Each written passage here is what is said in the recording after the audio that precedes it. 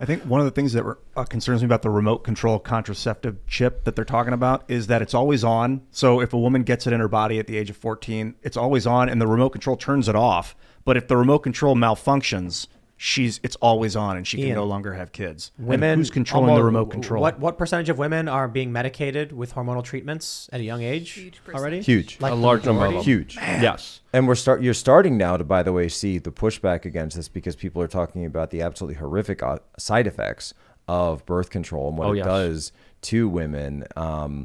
Yeah, I mean, it used to be a punchline. Hillary Clinton attacked Breitbart for talking about this during the election, but I think they were just a little bit ahead of the curve, and now everybody's talking about this. Yeah, I used to think birth control, whatever. Now it's like I respect a woman that doesn't want to use it. Yeah, I think people need to realize that it's a hormonal treatment. It's going to change the way you think. Exactly. I remember reading a story where they said that women who are about to get married should get off birth control for 6 weeks and then check to see if they enjoy the smell of their fiance. Oh, yeah. Because what was happening was a lot I remember that. Yeah. Women would be on birth Really control. weird. They'd be like, I'm going to marry this guy. Then as soon as they got married, okay, let's have a kid, get off birth control. And she'd be like, whoa, he smells really bad and I don't want to have kids with him.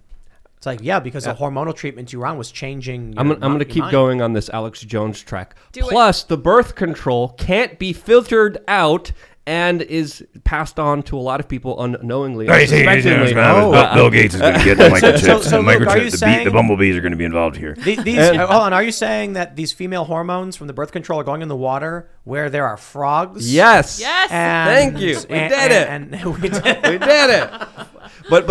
But it's true. It's having a neurological. They're turning the freaking frogs gay. Exactly. It's having a neurological effect on so many different people. And what are the effects? Well, you could see record infertility. We see sperm counts going down. You'll be infertile and you'll be happy. Exactly. Well, there's a big component to this with limiting human growth, limiting people having the ability to have their own children. So there's a lot. There's so many layers to this. You know, I see with this, and you know, like, you know, people say like, "Oh, Jack, how did you become conservative?" Like, no, I you know, I was raised Catholic. My whole family's Catholic, both sides, all the way back. You know, that's how we look at things. And the more and more, this is one of the dangers of transhumanism. And Joe Allen out there is a great guy who writes on this. You know, one of the biggest dangers of that is that the more and more you cybericize yourself, the more and more you give yourself your autonomy, your physical self over to your neurological self over to these machines, right? The more you hook yourself up to these machines and become like a Darth Vader type creature, then you're cutting yourself off from any type of spiritual life. You're cutting yourself off from any kind of transcendent experiences that you could be having through prayer, through meditation, if you're more on the secular side. But, you know, you are not going to be able to do that. Why? Yeah. Because your own thoughts are going to be controlled by these mechanisms. There's a reason they go after your pineal gland. I could continue on this track. Well, no. I'm going to so stop. I pulled up the source. We got it from NPR. Have you checked with the Clockwork Elves? After show material right here. I pulled up the story from NPR, and what they actually say is there's some other stories saying that the estrogen in the water is actually less than 1% is from improperly disposed of medications. What NPR does say, though, is plastics leach BPA into your water. Ethanol is what it's called. And it is an estrogenic chemical. So it mimics estrogen. Don't touch receipts. So if you're drinking, we got these beautiful glass bottles here. This is Timcast Pure. This was fantastic, by the way. I just finished that. Double 9-stage filter. That's water right there, baby. Bisphenol A. Not all plastic has it in it, but a lot of it did until recently. Stay away from seed oils. Don't trust, don't touch receipts because of the material receipts. Yes, I heard about that too. Yeah. That also wreck your testosterone. My brother talks about, so there's the soy boy thing. Get it away from me, CVS. A lot of conservatives were like, these hipsters are eating so much soy, it's making them effeminate. And so my brother was talking about this. He was like, yeah, but soy is a phytoestrogen. It's a weaker form of estrogen. So actually, the natural estrogens in your body would be displaced. Yeah, it messes we started with both we started talking about it, and I think what I actually ended up saying was, well, hold on a minute. If a dude is getting a small amount of estrogen that's potent, but then gets a massive flood of less potent estrogen, but still more of it, it will have an estrogenic effect on the man, feminizing him. And for women who are getting a larger amount of stronger estrogen, they're now having that blocked by phytoestrogens. So it's effectively androgenizing men and women. Hey, speaking of, we just got glass bottles now. In all seriousness, I know huge. I mentioned my mom's watching, but huge shout out, by the way, to my grandmother passed away in 2012, but she was talking about all this stuff in the 1990s. Good for her. She was so far ahead of the curve, literally all the things we just discussed. And, you know, it used to be one of those things where like, okay, grandma, whatever, you know, and she would go to, there wasn't Whole Foods at the time, but she would go and she would get organic and she would put things in Tupperware and bring her own food everywhere. She's like, I don't want chemicals. I want real food. I don't want anything messing with that stuff. I don't want the estrogen that's in everything. I don't want the estrogen that's in the meat, by the way, because of what they give factory processed animals. And she was 100% right about so much of this stuff. 100% right. Everybody talks about it now, cutting edge. And she actually wrote something before she passed away that years ago I recorded like as an audiobook just to, you know, she would give it out at her church and stuff to people. And I keep wondering, like, will I be incredibly sued by the FTC if I just go back and re-release that thing? That'd be awesome. You know, we have so many farms around here. We took a ride. We stopped at this little farm stand, and the gentleman there was selling fresh tenderloins from a neighboring farm, and it was clean, grass-fed, right there on the spot. And he was like, "You could eat it raw. It's clean meat." And we cooked it up pretty medium rare, amazing. You don't know what you're getting when you go to these supermarkets and you're getting corn-fed beef and you're getting salmon. They dye, you know, reddish orange because they're actually gray fish from the farm. You don't know what you're getting at a restaurant either. Every single one of my grandparents had a działka.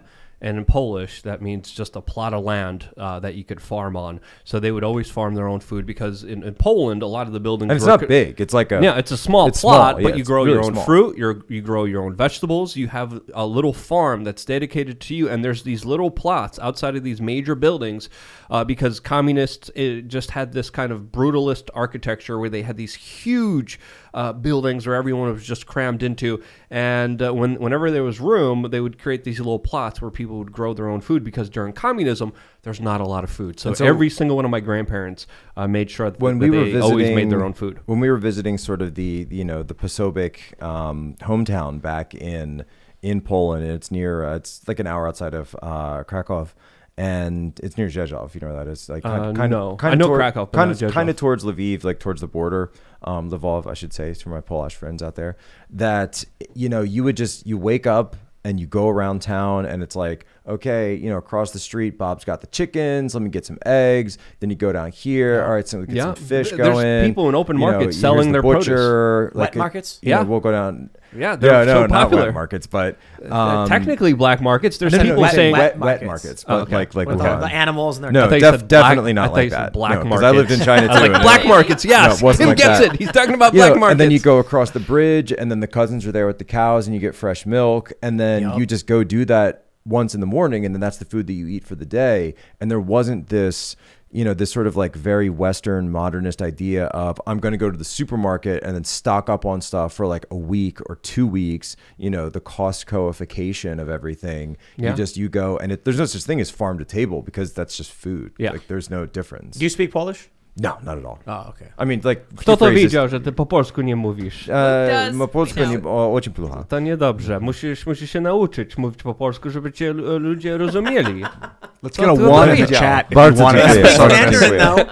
Say, you know, it's funny, though, once China takes over, Mandarin, right, who's going to be better off? That was awesome. Right now, so I will be able to... What I'm going to do is my job in the gulags will be to teach the Mandarin classes to all of you so that we will be able to communicate with the guards. Yeah, Luke, you speak Polish, but how's that going to help us when the communists take over? I don't think I'm going to be around when that happens. 如果他们共产党的话，他们就是只是我们美国人，放我们到的菜地的话，我跟和他们家人说话说普通话，我不是和他们，我是支持你们。 Hey guys, I think she's choking on something. We might want to get him some help. I love that tone. You know, I love Chinese culture. I used to read American accent. Romance of the Three Kingdoms was like a childhood treasure to me, and the heroes, Lo Bei. You read the book? Yeah, twice. Oh, wow. And played the video games and everything. And I'm still confused. Like, I know the Republic of China went to Taiwan, the government fled, basically, and now that in the CCP, but CPC, I'm being told, and like, there's so much. I want peace between nations, but I also understand like appeasement. Like Neville Chamberlain appeased Hitler, gave him the Sudetenland, and then Hitler invaded Poland. It's like, should we have appeased Hitler in the early days?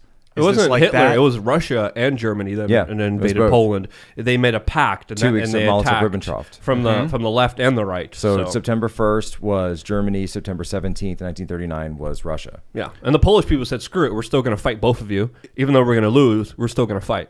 If there's any diplomatic route between the Chinese people and the American people, I'm all well, yours. there certainly is. So the Chinese people, you'd say Lao Baixing, which is known as, it's the old 100 names, because, you know, that's sort of like the 100 surnames of China.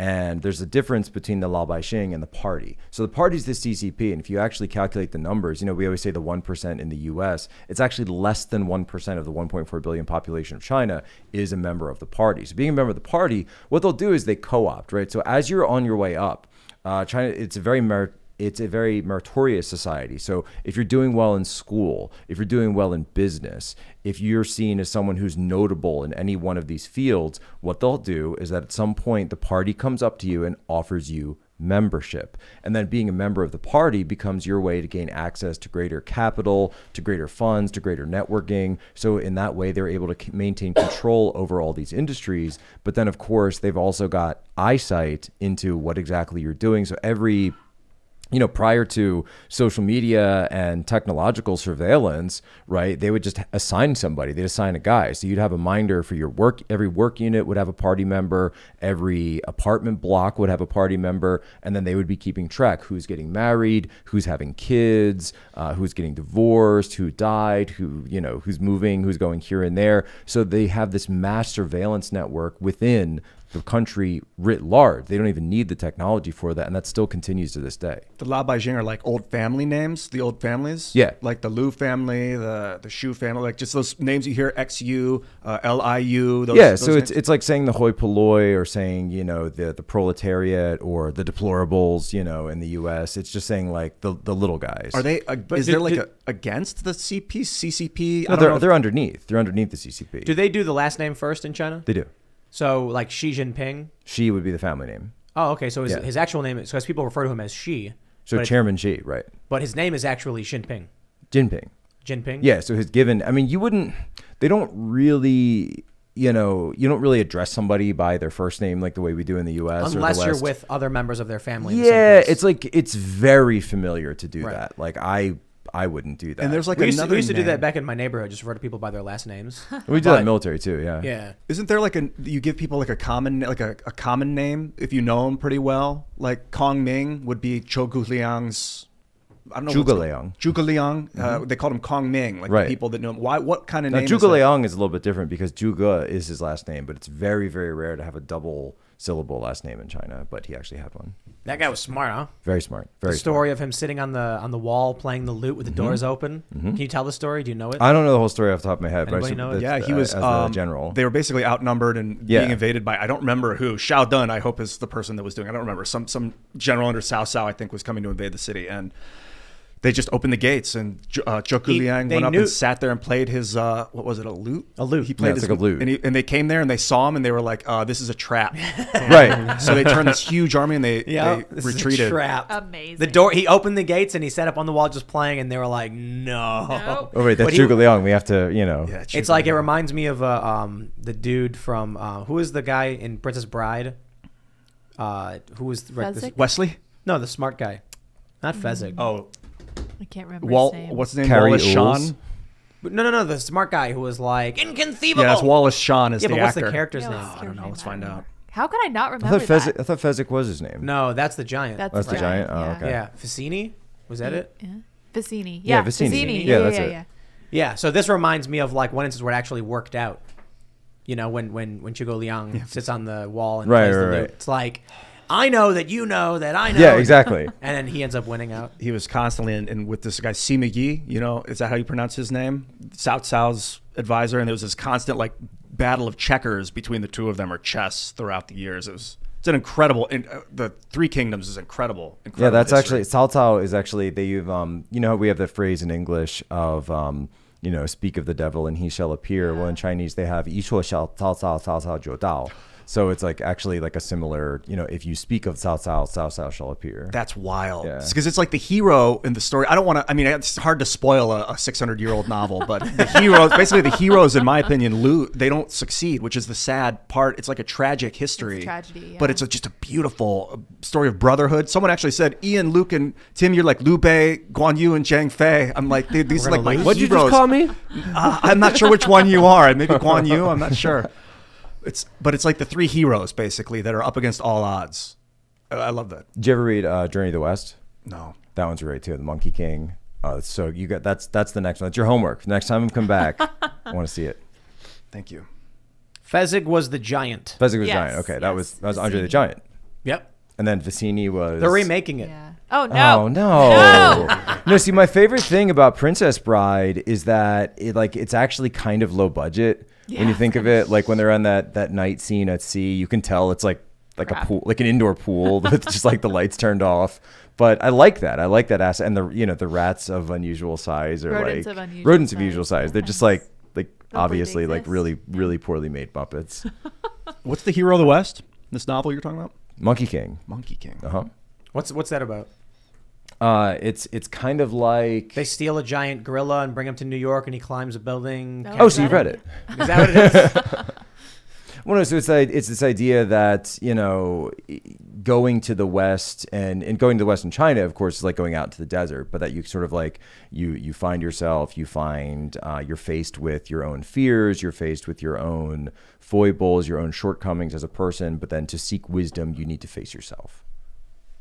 Cool. Yeah, so these are considered some of the, and the other one's Dream of a Red Chamber. So these are considered the three great classics of China. You know the movie Hero? Mm-hmm. Apparently there was a controversy around that. It's a Jet Li, and he's trying to preserve the word or something. Well, so I heard it was banned in China though. Well, so no. Hero, no. Hero was like funded by the CCP. Oh, really? Yeah, no. Hero is a super pro CCP movie, and I'll spoil the heck out of that one. So in Hero, it's kind of like Star Wars, right? So you've got an empire and you've got rebels. It's just ancient China instead of the future, or excuse me, a long time ago in a galaxy far, far away.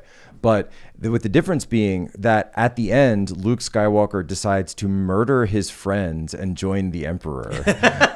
And basically you're told, that's sort of like the great denouement of the film. At the climax, when he's about to kill the Emperor says, "Don't you understand? The only way that China can survive is if we have an empire. And so the Emperor must win. You must turn your back on the rebels." And he said, and then Jet Li becomes a hero by turning his back on his friends. I gotta say, it would be really awesome if, at the end of Return of the Jedi, Vader's like, "Join the dark side," and Luke is like, "All right, Dad." Yes. Okay. Yeah. And or if he was like, "Don't you see what will happen? The wars will break out, the fighting, everything you've witnessed." And Luke is like, "He's right.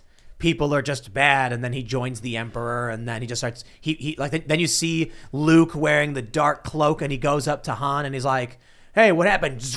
Just walks up to Leia, and whoosh, cuts her head off.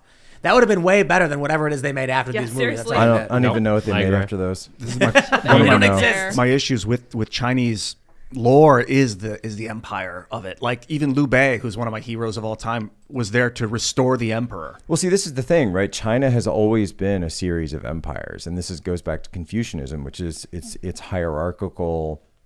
It's the children must give homage to the father must give homage to the local leader must give homage to the regional leader, the provincial leader, and then eventually all the way up to the empire.